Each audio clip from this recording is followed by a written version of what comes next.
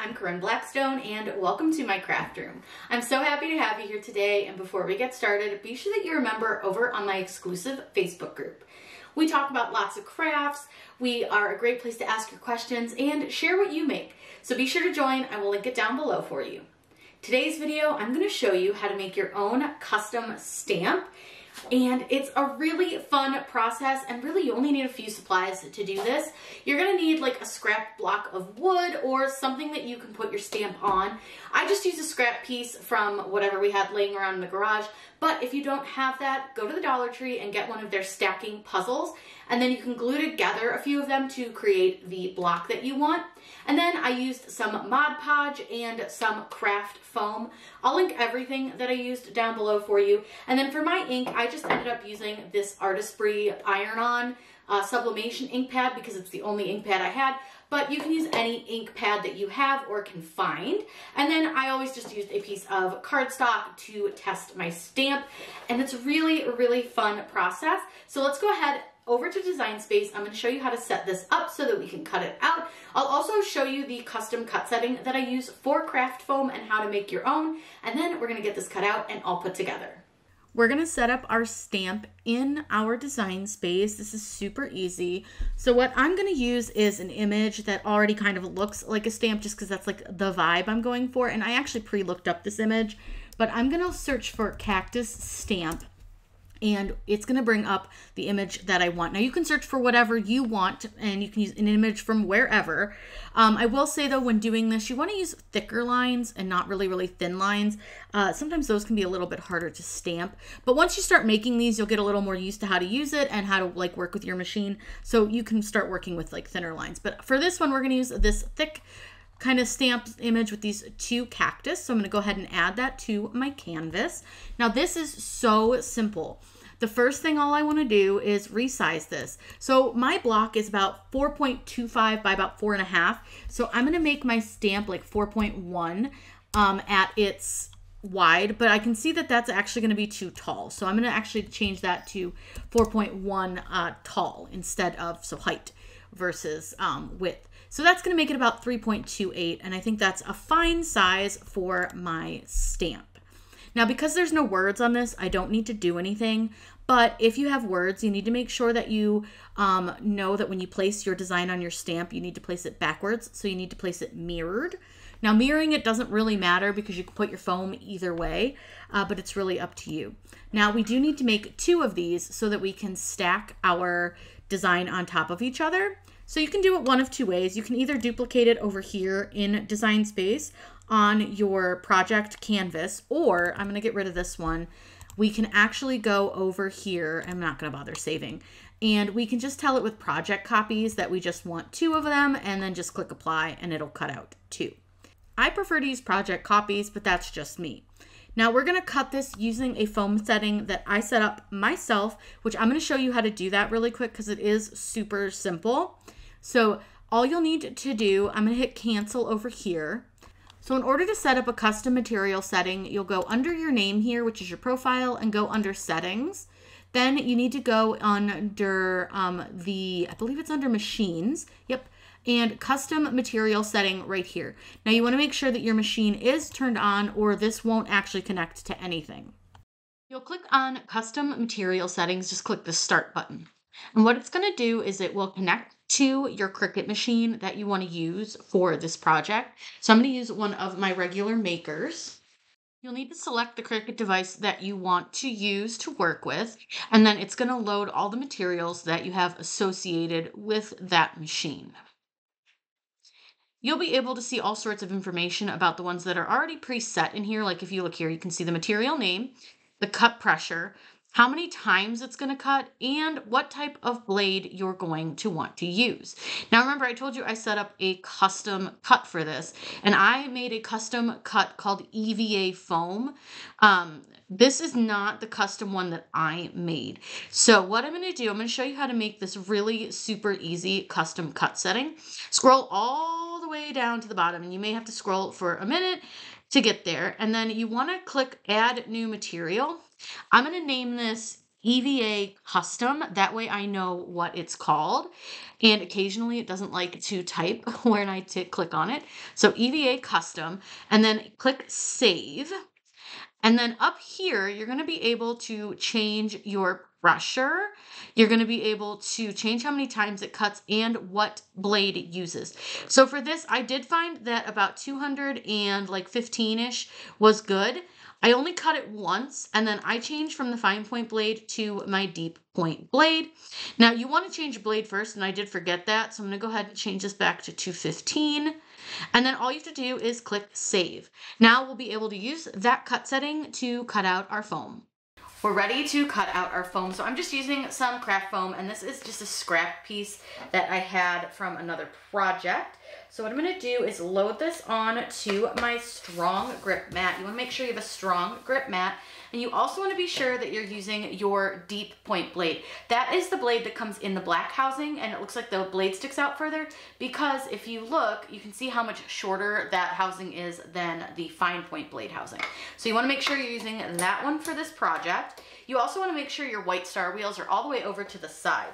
Otherwise, they'll leave little indents in your foam, and that'll show up when you stamp it. So you want to make sure that those are pushed all the way over so they're not going over your design at all. We're going to go ahead and cut this out.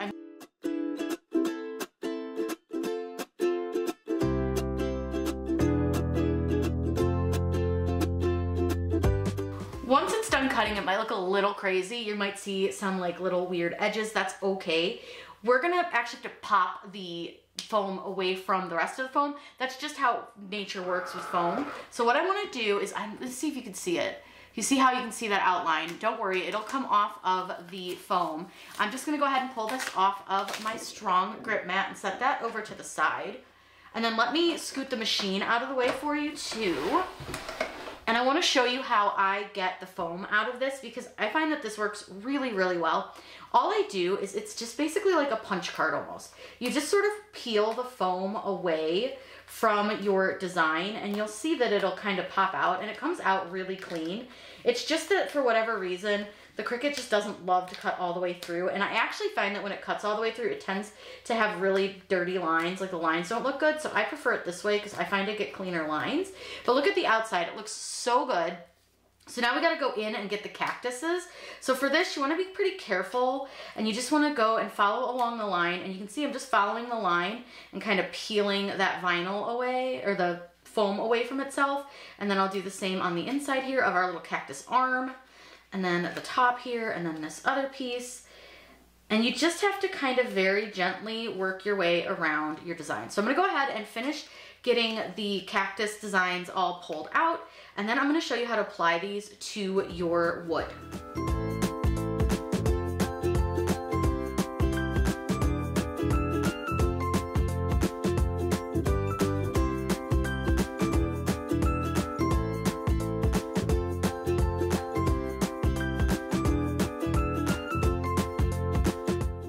Now you guys know I am not a Mod Podge fan because it's not, everyone wants to use it as a sealer. It's not great for that.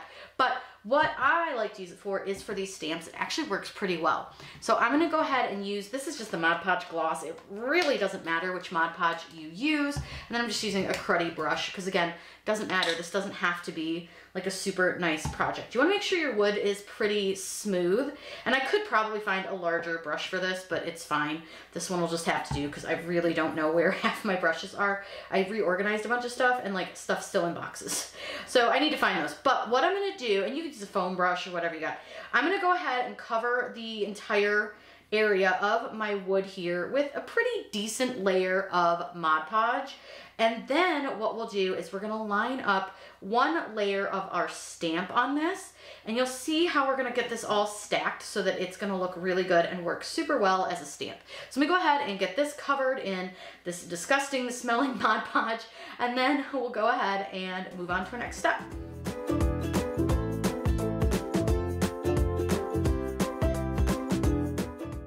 Covered. It really doesn't have to be like anything fancy or smooth because the first thing that we're going to do is place our first layer of foam down. Now the first thing you need to do is decide which way do you want your cactuses to be when you stamp it. So if you stamp it and you want your cactuses to be this way, you need to put them down on your stamp mirrored. But if you want them to be the other way, you know, mirror them. So figure out which way you want it to be, and it'll just be the opposite direction. With this design, it really doesn't fully matter which way you want to put it. So then all I'm going to do here is just sort of tap this down, and I want to try to get it pretty centered on the stamp. You don't want it hanging over the edges. You don't want it hanging over anywhere. Now we're going to go ahead and let this dry, because if we started to like brush onto this one now to add the second layer of foam, we might actually like pull it. So I'm going to let this dry for a little while. You can actually speed up your drying process using like a blow dryer, a fan, a heat gun, whatever you got. That way you can get it to dry a little bit quicker. But then what we'll do is we'll take our second layer and we'll stack it and line it up, and then you'll have a little bit of a thicker stamp section to use. So let's let this dry and then we'll come right back. Now we're just going to put a layer of Mod Podge on the stamp and glue the other piece of the foam to the first piece of foam. And the reason we do that is to just give it a little bit more depth. So what I do is I just make sure that the entire piece of foam is covered. Now this piece you do want to make sure is a little bit smoother than what you did on to your wood, but for the most part it'll smooth out on its own anyways. So don't worry too much. I just try to like have a lot of like really big globs of Mod Podge left over. So I just kind of brush it on. You want to make sure you're getting all the way to the edges. And if you get some on the wood, don't worry about it. It'll just dry. It's not a big deal. It's not going to affect your stamp in any way if it gets on to the wood. So don't worry. So I'm going to go ahead and get this all covered in the Mod Podge. And then what we'll do is we will put the stamp on. So I'll slow it down for that part, but let me go ahead and finish painting this on.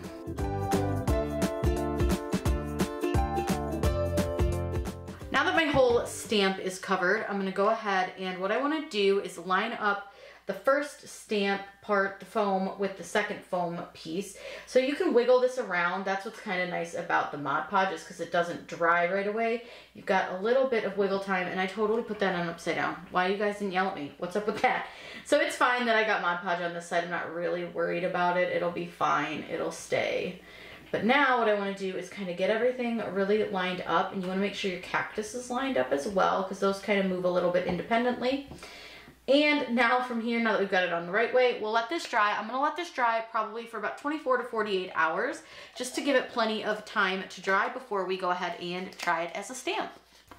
So I am not a stamper. I don't own a true stamp pad, but I have the one from Artistry.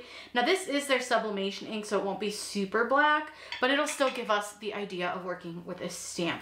So what I'm going to do is set this down, and then all I do is I take my stamp, and just like you would any other stamp, you kind of put it all over the stamp pad, and you can see that the ink is getting on there. Now because this stamp is gigantic, it's going to take us a couple of presses, but what you can also do is, if it's easier, just take your pad and put it down this way and press. It just is up to you and what works best for you and how you want to do it. Now I am getting it on my fingers. The stamp pad isn't super like deep, but I want to make sure I do get some ink all over this. I don't think I did the best job, but it's fine. We'll try it out. So what you're going to do is put your stamp on whatever you want it to, and just like any other stamp, give it a good press, and with any luck, we should have a pretty good stamp. Now, like I said, I don't think I personally put a lot of ink on there, so we can of course try again, but you can do this with any stamp pad you have, any color. But like I said, when you're working with something a little bit on the larger side, you'll want a bigger stamp pad than what I have. This stamp pad is of course not very big. It will, however, hopefully get the job done. We'll try again. And we'll just see if we can get a little bit more ink in some of those places. And then we want to make sure we give it a good press. And I may not have pressed the center down enough, or the sides. Again, because I made my stamp really big so that you guys could see what I was doing, it may be a little harder to get a bigger, like better stamp done. Oh, look at that. That one way, way better. So yeah, you just need to make a slightly smaller stamp or have a bigger stamp pad. But what's great about this is you can make any custom stamp that you want to, and now you have your very own easy to make stamp using letters, using whatever you want. It doesn't matter, however you want to make your stamp, have at it. I just used a scrap block of wood, some craft foam, of course some ink, and this is on just some cardstock. And again, this is sublimation ink, so it may be a little bit difficult too, instead of actual like stamping ink. But look how fun, super easy, really cool. If you guys have any questions, please let me know in those comments down below. I'm always happy to answer those for you. Be sure that you're subscribed here on YouTube, that way you don't miss out on any of the fun crafty content we have coming. If you're looking for any specific tutorials and you don't see them here, please let me know as well. I always want to make stuff you guys are looking to make. I hope you all have a wonderful day, and as always, happy crafting.